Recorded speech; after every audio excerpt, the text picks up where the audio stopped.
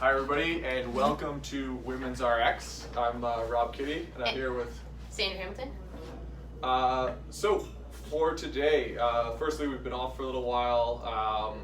We've sort of I guess everyone's starting to be able to see each other in person and stuff, so we kind of dropped off on the ones on the Zoom, which they were good. I think they were something to at least keep us connected and focus on stuff, but the sound quality was definitely not as good as it is when we get to be in person. Yes. So it's good to be back in person again. So jumping right into today's podcast topic, pretty much what happened is I told Sandra what we were talking about 5 minutes ago. Yeah. So she's had no prep time. Luckily, this is a topic that we've talked about a lot. Yeah, we debate this. Well, not even debate. We agree on certain things on this. It's just what works better. Yeah, and we'll try and find some things that we don't necessarily agree on and not focus on the things that we're patting each other's backs and agreeing on completely. Yeah. So the topic is one that I think we've wanted to get to for a while based on the name of our podcast, is the difference in training women. And when I say training, obviously we get both perspectives. I have no idea what it's like to be a woman and train, but I do train probably more women than guys, at least ones that are more competitive. And then Sandra's got I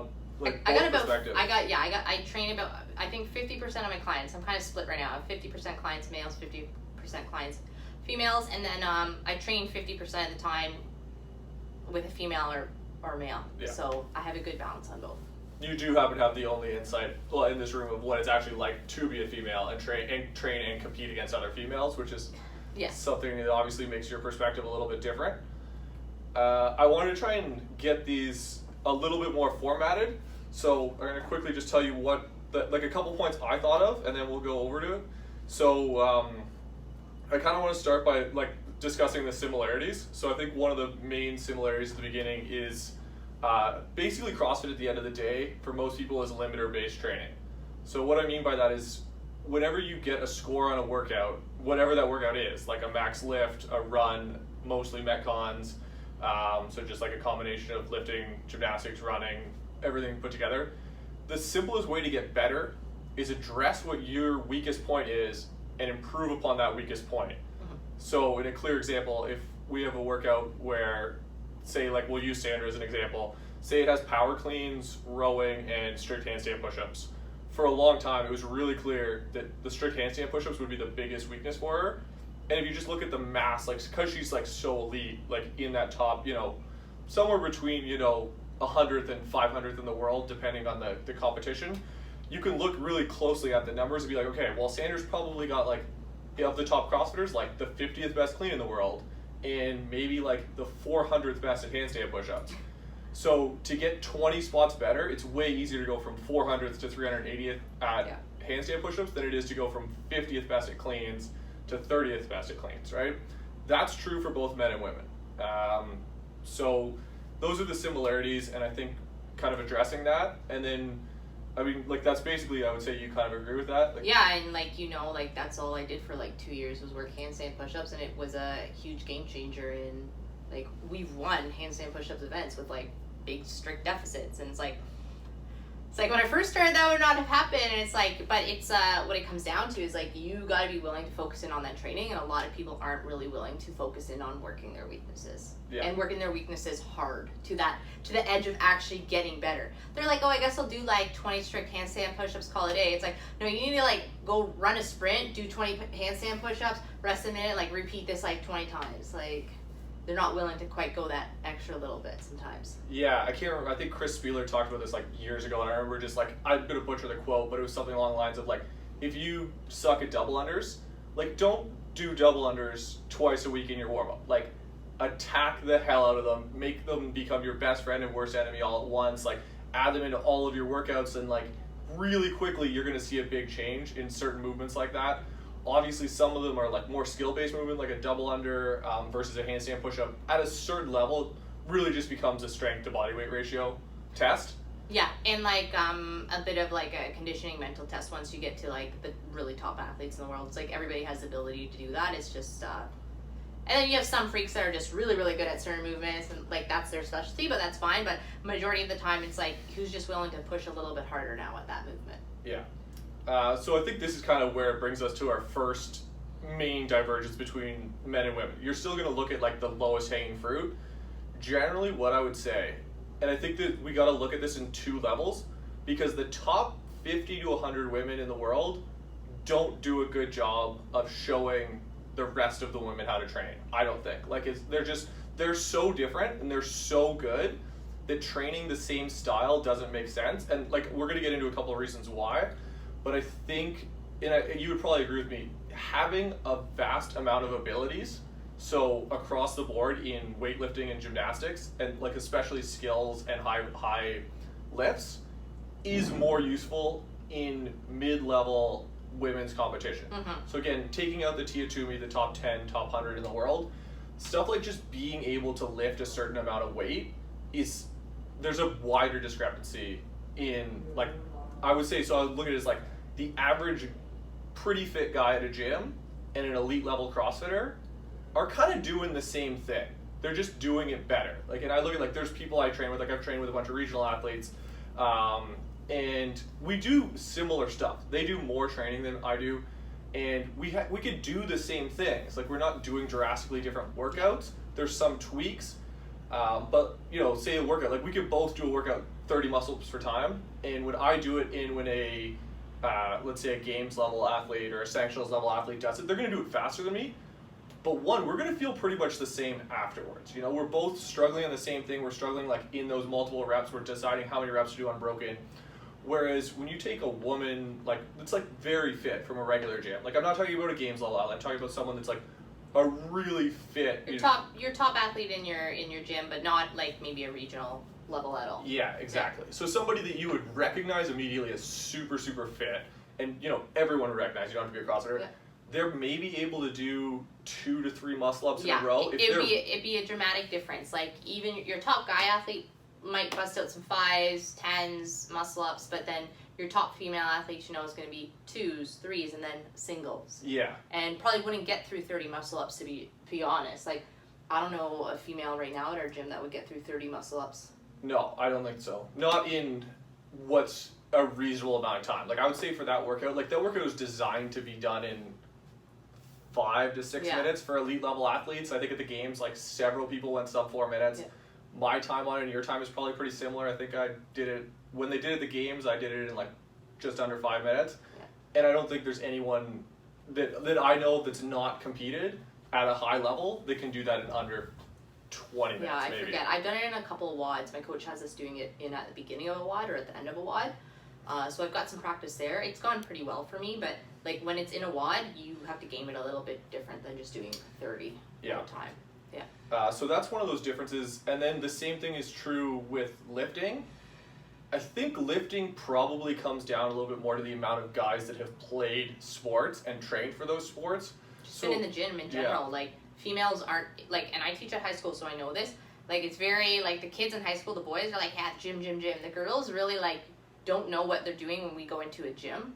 Or they've been told to do, like, cardio and this stuff. So, like, for them to lift weights, and then they're lifting weights that are way too easy for them because they're like, well, I don't want to get this or that, or they've heard all these rumors and stuff. And it's like, hey, honey, like, actually grab the bigger weight, like, because you're probably going to get more benefits and actually have leaner muscle mass. Yeah. So I think that does, and then obviously, like, it's not that we're talking about, it's like the trickle-down effect of when 25-year-olds come into the gym. Mm-hmm. They just have less exposure. But I meant to say this at the beginning. I do think for this specific podcast, I do want to stick to as much physical, hard evidence stuff as we have. Obviously, like, that's clearly important as well. Mm-hmm. I do think there tends to be like some psychological differences between men and women, how to train them and stuff like that, from a coaching perspective or an athlete perspective. I think that's like its own total podcast that I'd love to do a different time. But yeah, anyways, going from there, I think you got to look at like when it comes down to like having a workout with a bunch of muscle ups, because we get tested the same way most of the time. Yeah. It's so important to look at that and be like, okay, I need to start getting points on the board and getting muscle ups, like getting that skill of a muscle up. So generally speaking, and we could bring this down even lower. Like, I think we should bring this down to like a chest to bar. Yeah. So a chest to bar pull up, like, or a regular pull up. If you have pull ups in a workout, let's say a regular pull up, and you've got a set of 10 pull ups, 400 meter run, and then 15 burpees, for example, random workout for a couple rounds. you need to be able to do some pull-ups to get a score on that workout, right? Again, most guys come in with, like, fit guys from other sports come in with the ability to do pull-ups. Yeah. Very few women come into the gym with the ability to do pull-ups that haven't been specifically trained to get pull-ups, right? Whereas you see a lot of people that are like, oh, I played football, I played hockey, and I've just always had the ability to do pull-ups since you were a kid. Like, I've pretty much always been able to do a pull-up, I think, since I was in high school and never really lost it. Yeah, and most females are not like that. Like, I've always been able to do pull-ups, but, like, most females aren't like that. And I think this could also guide us into just later why there's the women's RX weight and the men's RX weight. Yeah. And we can talk about the differences at the elite level and the Yeah, regular. exactly. So, again, if we're starting to give advice here, I think one of the things you have to do is look at it as, like, what if I want to look at how to get better at the sport of CrossFit, because that's really the dynamic that we're talking about, like, that's the paradigm we're looking in, is, okay, I need to start obtaining these skills. Attaining these skills? Okay. I need to get these skills, right? I need to be able to do some of each, and being able to do a couple pull-ups and a couple reps at, like, say, you know, for a clean and jerk, maybe 145 was kind of that weight at the Open last year for women, where, like, it started to get really, really heavy, and then the next level might be like that 175 for women's, like, for the next level of the women's. You need to start looking at, like, how am I going to get those skills versus the workouts where you have lower level abilities generally aren't as big of a separator as you'd think they would be at those lower levels. Like, if you're talking about, like, being a regular gym open athlete, just trying to get better at burpees is not a very good return on investment. No, because, like, we know sometimes in, like, a very, like, simple workout, if I got members who are just good at cardio, like, they could beat me in a burpee workout. Yeah. Like, you know what I mean? They could, but you add one little skill in there, then I'm smoking them. Yeah. So really what females need to do when they come in the gym is they need to get stronger, even to do the skills. Yeah. That's the other thing. Like, if you can't even hang from the bar to do a toe to bar, well, there's no point of even doing a toe to bar because you got to learn to hang. Yeah. And I think that's a huge difference between the males and females coming to the gym is, like, females need to get stronger. And we see this a lot with our clientele is, you know, we got female clients and they'll be like, I did a 40-minute workout. And I'm like, great, you still can't do a chest to bar. So how does that help you, that 40-minute workout? Yeah. And then you got to look at what is their priorities in life, and that's fine. If they really, really want to get stronger and better at CrossFit, then it's like, you got to give them the hard facts, like, stop doing the fucking 40-minute workouts, right? You got to start doing more strength. You got to start doing more intensity stuff. You got to really cut down to that on this. We know you're great at cardio. That's a great asset to have, trust me, because I have to work on my cardio. But I'm like, you need to get stronger, and I would say that's true for 90% of the females that come in the gym. Yeah. What would you? Yeah, I mean, it obviously, like, the higher level you go, and, like, the higher the goals are, the more true that is. Again, you could, like, going back to that same workout, 10 pull-ups, 10 burpees, and a 400-meter run. Like, if you're just getting stopped at pull-ups, and another person can do, you know, those 10 pull-ups in 2 sets, like, it doesn't matter how much time you gain on those other 2 movements if you're just hitting a wall. So you look at it, you're like, okay, the pull-ups took you so long. That's your lowest hanging fruit, right? So I think that's, like, a good example. Or again, some people it's you know, there's obviously some really smaller girls here that once they get that, like, that are strong, and they can get really good at gymnastics really fast. Mm-hmm. Because, okay, now you can link some pull-ups together. Great, you're 5'3", your range of motion, like, all of a sudden these are people that, like, couldn't do pull-ups 2 years ago, where it's like, I can't beat them on 30 pull-ups for time because I'm 6 feet tall, I have long arms, I'm not going to be able to catch them. The problem is then you look at them and it's like, okay, what's your biggest issue? Almost always the heavy weights. There's, like, that big weight that they got to get used to getting under. They got to start getting reps in at those heavy weights. And again, that's something where you see a lot of the time people are like, you know, I just want to get a good workout in, and they lower the weight or they lower the difficulty of the movement, and they get super sweaty and they go really hard. And in the moment, it feels like that day you got fitter because you pushed yourself really hard and you nearly threw up and you were dying after the end of it. But really, when a lot of people that are serious about what they're doing, I'm like, you know what? You're gonna do, say the workout weight is 95 pounds for the squat cleans for a bunch of reps. I'm like, look, you gotta just do singles at 95 or singles at 115 or whatever the heavy weight is for you, and just get your way through it. Or if it's chest to bars and they want to do pull-ups, like, no, go slower and get those chest to bar pull-ups in, because later down the road, when the Open comes around or whenever competition comes around, you're going to be happy that you did that because you got that the cardio there anyways. And if you're trying to win workouts or get a best possible score for yourself on a workout, that's almost always where that lies for you. Yeah, and I think too, you gotta be realistic when you got like a 95-pound girl that walks in here. You know, we're not expecting them. They're not gonna clean and jerk 225 pounds. Yeah. But you do have to try to manage your weakness. Yeah. I would say just manage your weakness. So you want to try to be as strong as possible at your weight that you can be. But you're gonna have other things you can benefit from. So you really do have to try to push through those grind periods. This is something Rob and I don't agree at. So he'll probably be like, I train, and like I constantly am going 90%, like of my lifting and stuff. When I train, like we lift pretty high percentages, and a lot, like multiple times a week I'm lifting high. And I'm the type of person too, like even if it's higher percentage, if I'm having a good day, I'll add 5 pounds. That's the type of person. I'm pretty good where like I quit on technique. Like if I'm like, that's compromise, I stop. I'm good that way. But I'm the person, I always push my weight. I do. I always, that has always worked for me. It helps me get a lot stronger. And that's where we kind of, like, sometimes I see members, they're like, oh, it was challenging. But I'm like, how challenging was it? Like on, like, say you're working threes on a back squat. Like, was it challenging to, like, you're almost going to fail, or just challenging? And so I try to push some of my clients to, like, really, like, what is actually your failing point, and starting to learn what your failing point is, because people don't know. They just assume they can't do it, and it's like sometimes you gotta fail to learn. But it's like, but at the same time your form's gotta be there. So I know I'm good at it, even though I constantly am hitting 90%. I know he won't always be like, he won't go 90%. Like at all. So what I would say is a couple of things. One is, I think early on, if you're really goal-oriented towards competition, you do need to. And if you go back to like when I first started training, like I got pretty good pretty fast. And I was talking about it yesterday, like when I hit my PR snatch, I remember we were doing like a 5 singles or 8 singles or whatever that day, just in a class WOD back in 2014 or something. Like I hit a 145 snatch as a lifetime PR, and then did Isabel at 135, which was 30 snatches for time. So, and it was not good technique.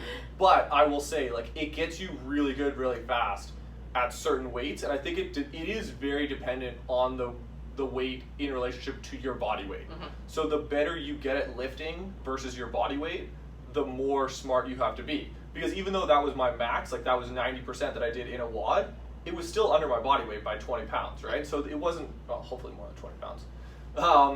Yeah, I think I was like 175 at the time. Oh, you're large. But no, yeah, so yeah, I think there's definitely a time and place for both, and I definitely think you need to touch on those heavy weights for sure.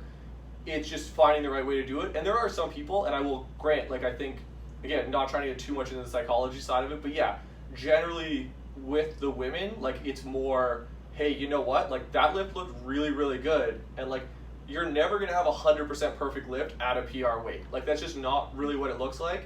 So for most people, you have to be like, that was a really good lift. Like I think you can add another 5 pounds. Yeah. And if it looks bad there, then we'll reassess, or you fail the lift. You know, it's generally nothing super bad's gonna happen, depending on like what the weight is versus your body weight. We're not talking about deadlifting for 10 reps and stripping your back the whole time. We're not talking this level, but we're talking like, challenging yourself, and you do have to put yourself out there. I don't care what anybody says. Like if you're not pushing the limits, you're not gonna get better. Yeah. And that's just the truth. Like I'm not gonna keep getting better by just back squatting 135 pounds. Yeah. The only way to know where the edge is to look over the edge, right? Yeah, right. So basically, like I think that part of it, a lot of people kind of know. I do want to phase into one thing. So this is a little bit more for like the higher level elite style of this, I would say. There's one thing, I've been talking about this for a long time. I don't find anybody talks about this. In a weird way, I do think there's a problem with CrossFit's scaling to women, where I think it's clearly biased towards smaller, lighter women that can move a certain weight, simply because if you assume that the men's RX is basically the initial way that the workout was designed, whenever you see a workout, and I think there's maybe 2 exceptions of this that I can think of ever, what happens is you have 21, 15, 9 thrusters and pull-ups. So Fran, for example, right? For Fran, that's 95 pounds for guys and then pull-ups for guys. For women, you have 65 pounds for women, pull-ups. So there's no standard change on the pull-ups. So what that does is it clearly puts a higher level of priority on the gymnastics movement versus the 95 pounds for the guys where it's about evenly weighted. And the amount of people that can do 21 unbroken, like so women, 21 unbroken thrusters. Anyway, so for a guy's perspective, I would say 21 unbroken thrusters is about as difficult as 21 unbroken pull-ups at the 95 pound weight for most people. Like that's just kind of what it's built to be. Whereas for, you look at someone like you, 21 thrusters at 65 pounds is significantly easier than 21 pull-ups. I think you would agree with that. Yeah, for me, yeah. And that kind of trickles out. Like that's in almost every single workout. The weight is scaled. I've never seen a workout where they didn't scale the weight from the men to women. And I think in the entirety of like official CrossFit events, I can think of 1 or 2 times that they scaled the gymnastics movement for the women as well. So to me, it just looks very few. It's very few times, and it can change the workout a lot. It's huge. It hugely changed it. I mean, Fran is a great example. Or it's like when we go back to muscle ups, like say you have 21-15-9 muscle ups, there are a lot of guys that can do 21 unbroken muscle ups. Like that's not a super elite number. You're not going to see a female do I don't know if any woman can do it. Yeah, it would just be stupid in a workout for them to do. Yeah. And but it's like they do it. Like they've seen 21-15-9 muscle up workouts a lot, and it puts the focus much more on the muscle up than whatever the weightlifting movement is. I personally, like, from one perspective of it, you could say like this is empowering. Like also, you know, in the sport of gymnastics, like if you just look at gymnastics, that's kind of a female-dominated sport. Like they have different divisions and stuff like that, but there are like very, very good female gymnasts. And you could say, look, they can still do these skills versus like the weight, like a heavy weight is completely unrealistic. Yeah, you'd be better off for a female workout like that to almost like maybe up the weight to 75 pounds, but scale back it to like, I don't know, maybe a 15-12-9. Yeah. Something like that, because it just makes, for muscle ups, you know, I feel like pull-ups and chest to bars are a little bit more even. I think at the elite level. This is where we're talking. At the elite level, yes. But again, and this is why I think like we have like really good conversations is like the reason we're Women's RX, like the reason we came up with this is because I effectively make a really, really good training partner for someone like Sandra, with maybe some exceptions of me not doing as much volume. But I am like, I don't even know what my last ranking was, but I've never been in the top, like I think my best score in the Open was top 200 in Canada, right? Like that's one. That's like one, top 150 in the world. Yeah. So, and that was my best, like that was her average score, and that was my best ever Open performance, right? So when you look at it that way, like there is like that imbalance where there's so many guys with similar skill sets, and then there's obviously some events where I notice like, okay, one, if the weight gets like certain movements, like if we have like heavy clean and jerks, I catch up to it really quickly. If we have something like muscle ups, normally like that's something where it's good for me. Whereas if it's like regular pull ups, toes to bar, burpees, stuff that's like very like conditioning based, like that she starts to pull ahead again. But I look at like how much work I had to put in to get as good as I am at handstand push-ups. I would say like strict handstand push-ups. At the beginning of a WOD, I'm better. At the end of the WOD, she's probably better, and it can go either way. She has put so much more effort into this than I have. Like I just kind of was like, okay, turns out I'm good at strict handstand push-ups. Like I work on them, I try to get better at them. But that's one of the points is where it's like, again, when you have those two things, when you're only modifying the weightlifting and you're not modifying the gymnastics, I do think you're changing the test dramatically from men to women. So that's why men can generally train the same way as the elite people do, just less volume maybe, and like, you know, different goal setting and be reasonable. But they can do the same training. Their training can look the same. But women's look definitely different. Like I can honestly say, like when I first started training here with the regional team, you know, I had to scale a lot of stuff. Like I couldn't do what was required of me that was on my programming. And my teammates could, and I had to scale a lot of that until my skills caught up, and it did. Like within, I would say like a year, like in quite a short time. Like it was good training with people. You learn a lot. You were able to catch up, and then it's just like learning tricks of the trade and how to approach WODs. Yeah, and I think again it goes back to like the same thing is do you want to put that work in? Because it's almost always funner to just scale it a little bit, that we can go at the same speed. And for me, like, we do that sometimes. And like, I'll be the first to admit, like, I'm less competitive. Like, my goals are less focused now on like the number of plays I got in the open, or like if I'm going into a comp, I'll prep harder. But generally, like, I'm just trying to like work out, have fun. Like, my fitness is like, it's something that I use as a tool, and I'm not like insanely obsessed about my score. So sometimes I'll say to, like, I'll look at a work and be like, you know what, like, I don't need to do like, 185 snatches today. I can do 155 snatches for 3 sets of 10, and just kind of keep up with the people that are doing it at that weight. And for me, that's good. Whereas if I know that like I'm trying to get better for a comp, and like that's a weight that's coming, I can't ignore that. So I think the training, like when I say, if I'm giving programming to somebody that's a client of mine, one of the drills that one of the things I've gone to is they're like, okay, I can do some chest bar pull-ups, but my pull-ups aren't that good. Like, what should I do? And I'm like, look, today you're going to do 1 chest bar a minute for 20 minutes. Yeah, And it's really hard to convince people that that's making them better, because they're like, that's easy. It's not hard. It's like a joke. Like, and I was like, there's no intensity. I'm like, no, there's no intensity, but you're getting 20 chest bar pull-ups. And then you get like the middle level people and that are a little bit better than them. Okay, you're doing 1 muscle up every minute or every 2 minutes. And then obviously it takes a long time to build that skill set up. But you could have, like, and obviously, like, say with the muscle-ups, you could have scaled that to pull-ups or chest to bar and maybe done 5 and done it in a workout, like, with your friends. But again, for women, if you want to get better, you have to look through the list of the things you can't do. These are the weights you need to hit for the level you're at. These are the gymnastics movements.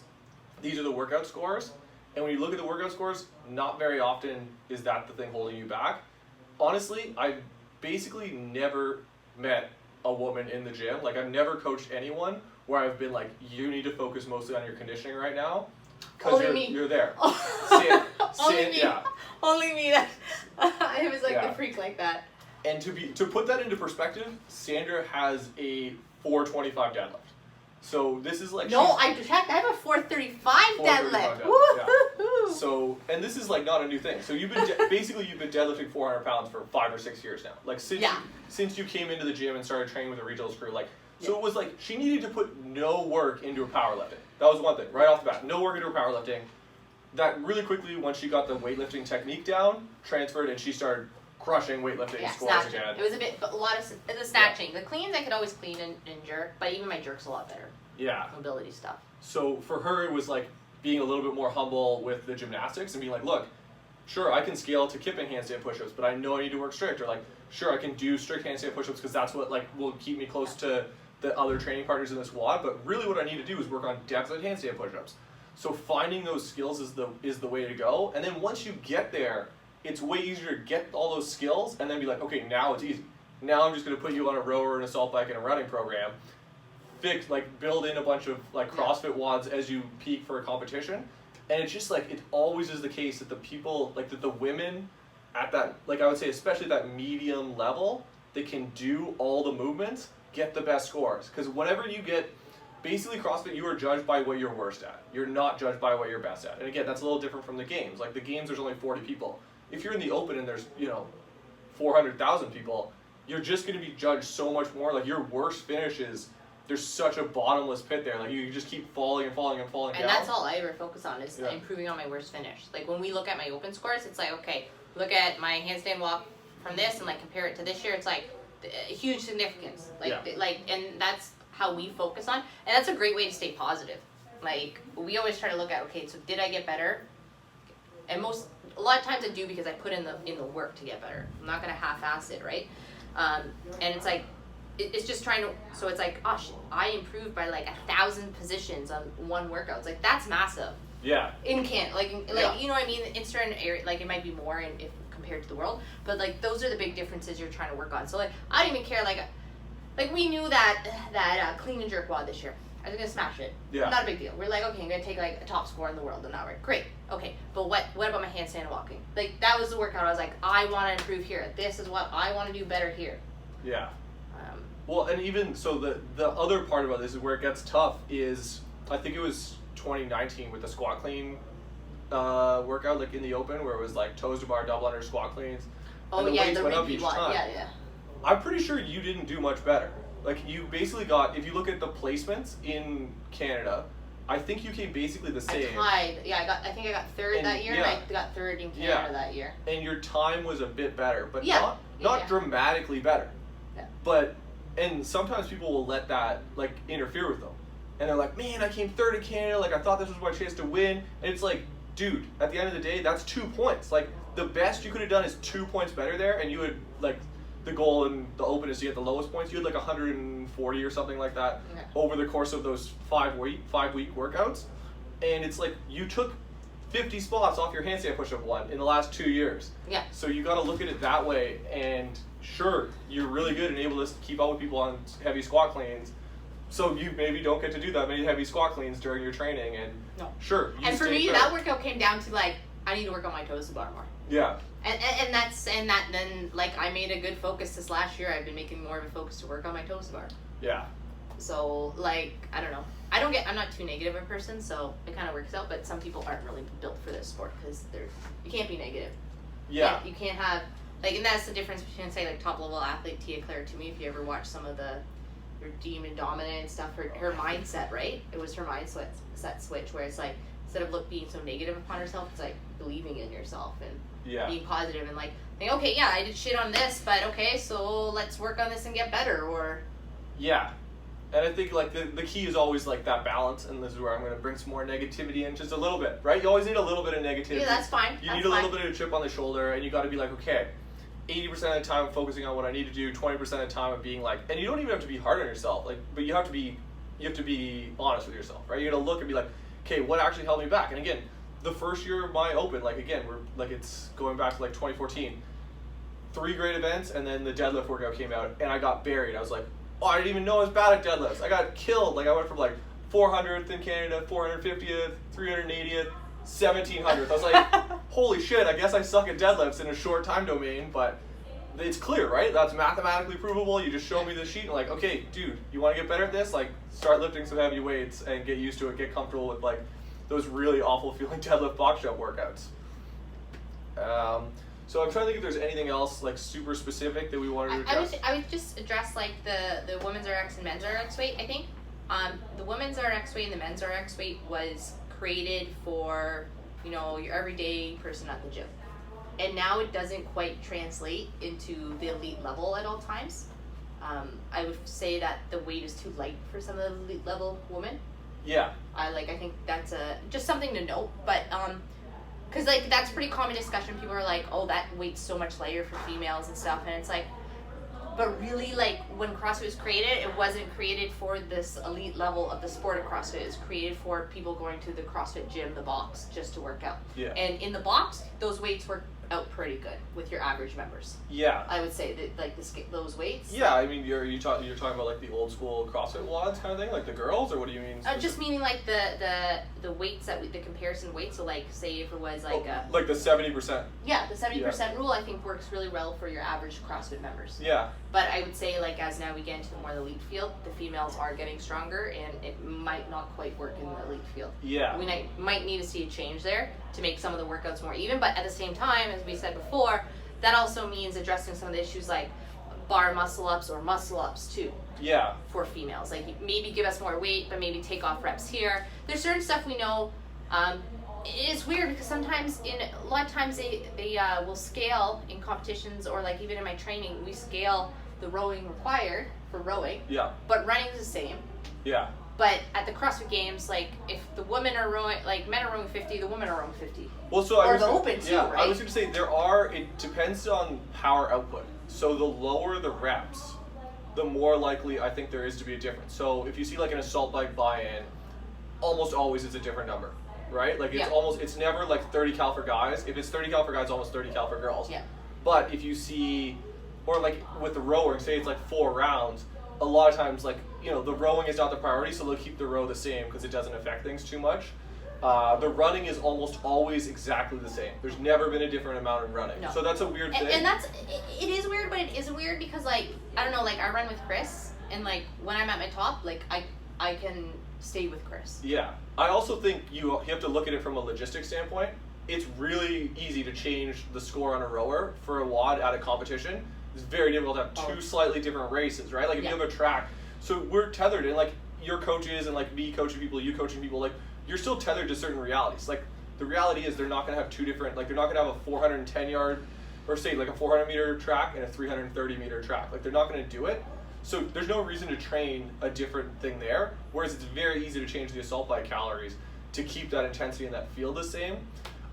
Yeah, because it definitely is a difference between, say, 20 cals for a female and 30 cals for a female. That's a huge difference for a female. And like I kind of, again, we pointed out, like for me, I find the same thing, right? We're pretty close on those. Like again, my power output is just naturally a little higher. When we get to round 3 of a 20 cal workout, all of a sudden it's like, God damn it, Sandra's right on my ass. Like one set for 20 calories, I'm going to smoke her. But yeah, when we get to round 4, it's just like that lung capacity. What I've kind of wondered about, and I think would be awesome for a competition to do. The problem is this would only work, I think, you couldn't do like a real regular guy-girl sectional. I would love to see one of the old CrossFit Games, men's RX, and take the top women today and have them do that competition. I don't know how it would work, right? Like I don't know how you'd have the logistics for that.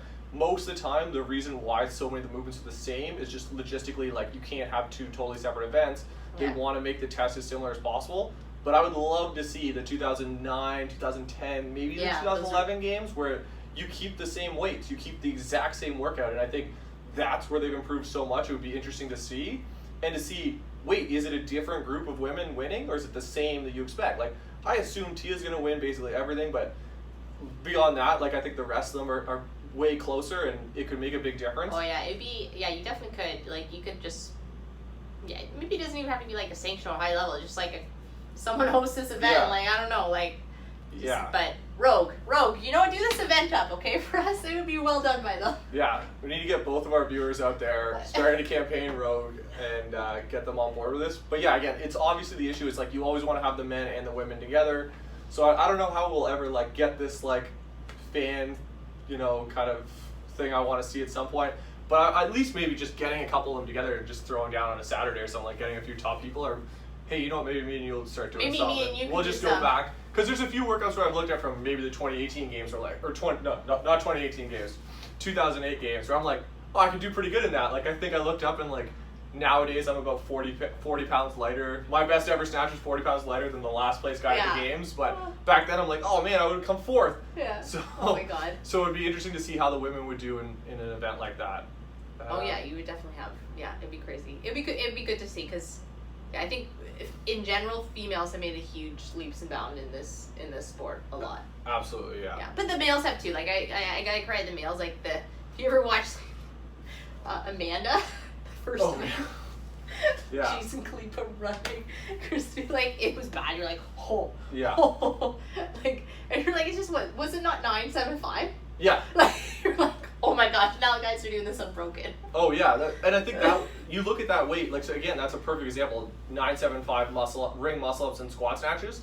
That's a great example where it's like that's a way better test for women than it is for guys. Even though they keep doing it for guys, that's just like a pure muscle up test now because the weight is so light. Whereas for women, if they do it at 135, like that's a really cool workout. Like that's what that workout was meant to be. Is like maybe you can do a couple touch and go, like maybe you can hang on to it, but mostly I think a lot of them went fast singles and put up some pretty good scores. I think that's what the women would be like. And I would like to see, I think Tia Toomey would like. I think a couple of the girls would totally beat some of those scores for sure from that one. I can see that. Okay. Well, I think that was it. This was it was good to get back together talking to you. Yeah, it was awesome. This was Women's RX with Rob Kitty and Sandra Hamilton. Have a great one, guys.